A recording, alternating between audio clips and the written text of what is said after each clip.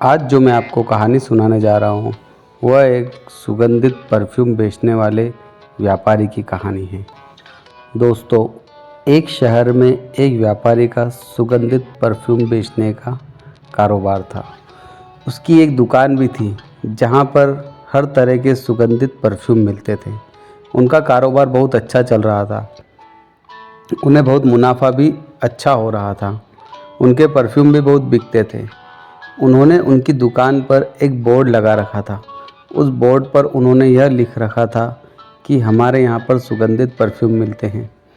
एक दिन उनके यहाँ एक व्यक्ति आया और दुकानदार से कहा कि आपने जो बोर्ड लगा रखा है, इस बोर्ड पर जो लिखा है कि हमारे यहाँ पर सुगंधित परफ्यूम मिलता है, यह लिखा हुआ कुछ जम नहीं रहा है।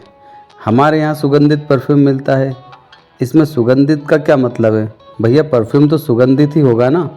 आप यह बोर्ड पर से सुगंधित हटा दीजिए। दुकानदार बहुत भोला था, उसने व्यक्ति की बात मानकर वहाँ से सुगंधित हटा दिया। अब दुकान के बोर्ड पर सिर्फ यह रह गया कि हमारे यहाँ पर परफ्यूम मिलता है। कुछ दिन बीते, उसके बाद में फिर एक व्यक्ति आया और वह दुकानदार से बोला कि आपने बोर्ड पर जो लिख रखा है हमारे यहाँ पर परफ्यूम मिलता है, इसमें से आप हमारे यहाँ कटवा दीजिए। इसका कोई मतलब नहीं है। भैया, दुकान आपकी है तो आप ही के यहाँ परफ्यूम मिलेगा ना, दूसरों के यहाँ थोड़ी मिलेगा। दुकानदार बहुत भोला था, उसने उस बोर्ड पर से हमारे यहाँ भी कटवा दिया। अब बोर्ड पर सिर्फ यह लिखा हुआ रह गया कि परफ्यूम मिलता है। कुछ दिन बीत गए, फिर कुछ दिन के बाद एक व्यक्ति आता है और वह बोलता है कि आपने यह जो दुकान की बोर्ड पर लिखा रखा है कि परफ्यूम मिलता है, आपने यह गलत लिखवा रखा है। इसमें से आप मिलता है कटवा दीजिए। जब आप दुकान खोलकर बैठे हैं तो मिलेगा ही ना। दुकानदार ने पेंटर को बुलवाया और वहाँ से मिलता है भी कटवा दिया। अब बोर्ड पर सिर्फ लिखा हुआ था परफ्यूम।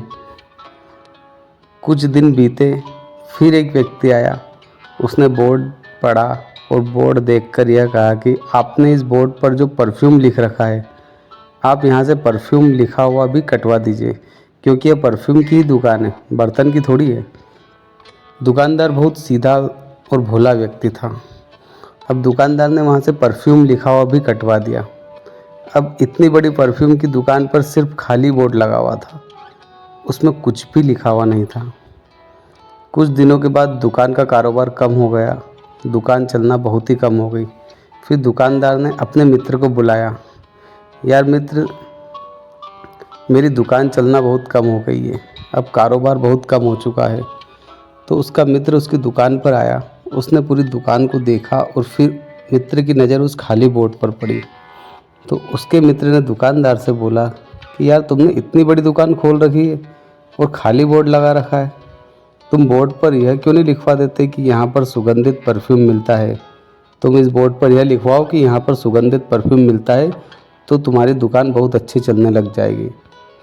अब दुकानदार को सारी बात समझ में आ गई कि मैंने सभी लोगों की राय ली और उन सभी लोगों की राय को फॉलो किया, जिसके कारण मैंने अपने कारोबार का नुकसान कर लिया और अपनी ही दुकान को ठप कर लिया।